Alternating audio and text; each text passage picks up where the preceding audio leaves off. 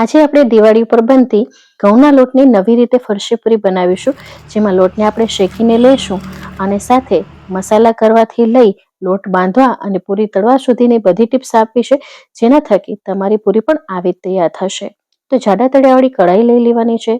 ગેસની ફ્લેમને એકદમ સ્લો રાખીશું. હવે અહીંયા મારો આ 250 ml નું મેઝરિંગ કપ છે, એની મદદથી 1 કપ જેટલો મેં ઘઉંનો રોટલીનો ઝીણો લોટ લીધો છે. હવે આ પૂરીનો ફ્લેવર એન્હાન્સ કરવા માટે આપણે 2 ચમચી જેટલું બેસન નાખીશું, તેનાથી ખૂબ જ સરસ ફ્લેવર આવે છે. સાથે મેંદાના લોટ જેવી જ એકદમ ખસ્તા પૂરી બનાવવા માટે આપણે અહીંયા 1 ચમચી જેટલો રવો નાખીશું. રવો ન હોય તો તમે સોજી પણ વાપરી શકો છો. હવે ગેસની ફ્લેમને એકદમ સ્લો જ રાખવાની છે. એકવાર આપણે સારી રીતે મિક્સ કરી લેવાનું છે. મોણ માટે આપણે અહીંયા ઘીનો ઉપયોગ કરીશું, જેથી પૂરી છે ને આપણી ખસ્તા બને. તો મુઠ્ઠી પડતું મોણ લેવાનું છે. તો 4 ચમચી જેટલું આપણે મોણ નાખીશું અને બધી વસ્તુને આપણે મિક્સ કરી લઈશું. અને આ લોટ સેજ ગરમ થાય ને ત્યાં સુધી આપણે શેકીશું. અહીં લોટને આપણે કલર નથી આપવાનો, એ વાતનું ધ્યાન રાખજો, કારણ કે પાછળથી પૂરી તળાશે એટલે લોટનો કલર આપોઆપ ચેન્જ થઈ જશે. તો અહીં આપણો લોટ ગરમ થઈ ગયો હતો એટલે મેં એને વાસણમાં કાઢી લીધું છે, જેથી લોટ આપણો ઠંડો થઈ જાય. અત્યારે આપણે આની અંદર હાથ નહીં નાખીએ. અહીં તમે જોઈ શકો છો આ રીતનું એકદમ ક્રમ્બલ ટેક્સચર મળ્યું છે, જેમ આપણે મેંદાના લોટની પૂરી બનાવીએ છીએ તેવું જ.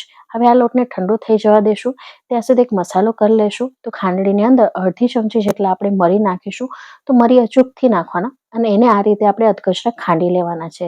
સાથે આપણે 1/2 ટીસ્પૂન જેટલું જીરું નાખીશું અને 1/4 ટીસ્પૂન જેટલો અજમો નાખીશું અને ત્યારબાદ દસ્તા વડે આપણે આ રીતે એને ક્રશ કરી લેશું. એટલે અધકચરો આ રીતનો આપણો મસાલો તૈયાર થઈ જશે, જેનો ફ્લેવર છે ને પૂરીમાં ખૂબ જ સરસ લાગે છે. હવે તમને મેથીવાળી પૂરી પસંદ હોય તો તમે અહીંયા કસૂરી મેથી કે લીલી મેથીનો પણ ઉપયોગ કરી શકો છો. હવે આ મસાલો આપણો તૈયાર થઈ ગયો છે. બીજી તરફ આપણો લોટ પણ ઠંડો થઈ ગયો છે. તો તૈયાર કરેલો બધો મસાલો આની અંદર નાખી દેશું. સાથે 1 ટીસ્પૂનથી થોડું ઉપર આપણે અહીંયા મીઠું નાખીશું, અથવા સ્વાદ અનુસાર તમે મીઠું નાખી શકો છો. બધી વસ્તુને મિક્સ કરી લેશું. તો અહીં તમે જોઈ શકો છો હાથેથી મિક્સ કર્યા બાદ હાથ વડે આવી રીતે લોટને દબાવતા મુઠ્ઠી પડતું મોણ પડ્યું છે. તો જો તમે વધારે ક્વોન્ટિટીમાં બનાવવાના હો તો આ રીતે તમારે ચેક કરી લેવાનું, અને જો ઓછું લાગે તો આ સમયે તમે ઘીને ગરમ કરીને નાખી શકો છો. હવે અમે 1/4 કપ જેટલું પાણી લીધું છે. થોડું થોડું પાણી નાખીને આપણે અહીંયા કઠણ લોટ બાંધવાનો છે. ફરી પાછું મેં થોડું પાણી લીધું હતું. તો ટોટલ આપણે આટલા લોટ ગોથવામાં આપણે 1/4 કપ પ્લસ 1/8 કપ એટલે કે અડધા કપથી થોડું ઓછા પાણીની જરૂરિયાત પડી છે. અને આ રીતનો આપણે કઠણ લોટ બાંધવાનો છે. કઠણ લોટ જ બાંધીશું, જેથી એ પૂરી વધારે ખસ્તા બને. હવે આ લોટને રેસ્ટ આપવો જરૂરી છે. તો લીડ કવર કરીને આપણે 15 મિનિટ સુધી ઓછામાં ઓછું આને સાઈડમાં મૂકી દઈશું. હવે લોટ પ્રોપર સેટ થયો છે કે નહીં કઈ રીતે ખબર પડે? તો લોટને જ્યારે રેસ્ટ આપશો તો આ રીતે ઉપર વ્હાઈટ દાણી દાણી પડી જશે, તો સમજી લેવાનું આ લોટને પ્રોપર રેસ્ટ મળ્યો છે. હવે એક બોર્ડ ઉપર અથવા તો પ્લેટફોર્મ ઉપર તમારે આવી રીતે લોટને લઈ લેવાનો અને દસ્તા વડે બધી જગ્યાએ એક એક દસ્તો મારીને એને ગૂંથી લેવાનું છે. તો આનાથી પૂરીનું ટેક્સચર સરસ આવશે, પૂરી વધારે ખસ્તા બનશે, ક્રિસ્પી બનશે અને ઘરમાં વડીલ વર્ગ કે નાના બાળકો હશે ને એ પણ આરામથી ખાઈ શકશે.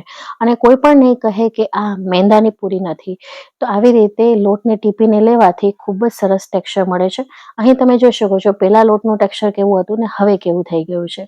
ફરી પાછું એકવાર અગેન આપણે દસ્તા વડે આ લોટને ટીપી લેશું. તો આ રીતનું આપણે સ્મૂથ ટેક્સચર મળશે એનું. હવે આનામાંથી આપણે ઇક્વલ સાઇઝના લુવા કરી લેશું. તો તમારા ઘરમાં જેટલી સાઇઝની પૂરી ખવાતી હોય એ પ્રમાણે અહીં તમારે લુવા કરી લેવાના છે. તો એકવાર સારી રીતે મસળી અને આના ભાગ પાડીને આ રીતે મેં અહીંયા બધા લુવા તૈયાર કરી લીધા છે. આ પૂરીને તમે મહિનો દિવસ સુધી ખાઈ શકો છો. આ પૂરી એટલી સરસ બને છે. અને આનામાં તમે ફ્લેવર વધારવા માટે જો તમને મસાલાવાળી કરવી હોય તો બેઝિક મસાલા તમે એડ કરી શકો છો, અને આ રીતે સિમ્પલ પણ તમે બનાવી શકો છો. બધા લુવા તૈયાર છે. બાજુમાં તેલ ગરમ કરવા માટે મૂકી દીધું છે. તેલમાં થોડાક લુવાને આપણે ડીપ કરી લઈશું, જેથી વણતી વખતે વાંધો ના આવે. અહીં આ રીતે થોડીક જાડી જ એટલે કે ભરેલી જ આપણે પૂરી વણવાની છે, અને ફોક કે ચાકુની મદદથી આવી રીતે આપણે પ્રિક કરી લેશું, એટલે કે કાણા પાડી લેશું, જેથી તળાતી વખતે પૂરી ફૂલી ન જાય. હવે આ રીતે પણ તમે કાણા પાડી શકો છો અને આ રીતે ડિઝાઇન પણ પાડી શકો છો. તો પહેલા આપણે બધી પૂરી વણી લેવાની છે. તો પહેલા પૂરી વણીને રાખવી જરૂરી છે.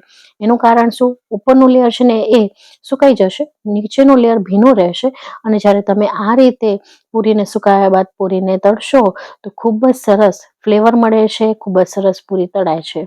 હવે અહીં ગેસની ફ્લેમને, તેલ આપણું ગરમ થઈ ગયું છે, ગેસની ફ્લેમને આપણે સ્લો જ રાખીશું અને આ ઉપરનો ડ્રાય ભાગ છે એ ઉપર આવશે અને નીચેનો ભીનો ભાગ છે એ સીધો તેલમાં નીચે જશે.